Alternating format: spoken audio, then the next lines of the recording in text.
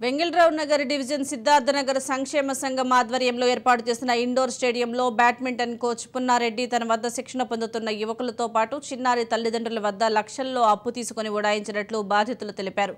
స్టేడియంలో shuttle court coach ఆళ్ల పున్నారెడ్డి నెలకు 1.10 లక్షలు చెల్లించేందుకు 5 ఏళ్లకు ఒప్పందం చేసుకున్నాడు. పిల్లలు, యువకులు, పెద్దలు కలిసి రోజు సుమారు 250 మంది ఆయన వద్ద శిక్షణ పొందుతున్నారు. అందరితో నమ్మకంగా ఉంటూ 1.50 కోట్లు అప్పుగా తీసుకుని 20 రోజుల నుంచి స్టేడియంకి రావడం లేదు. చరవాణిలోనూ అందుబాటులో లేరు. బాధితులు స్టేడియం వద్దకు చేరుకుని సంక్షేమ సంఘం కమిటీ సభ్యుల వద్ద ఆవేదన వ్యక్తం చేశారు.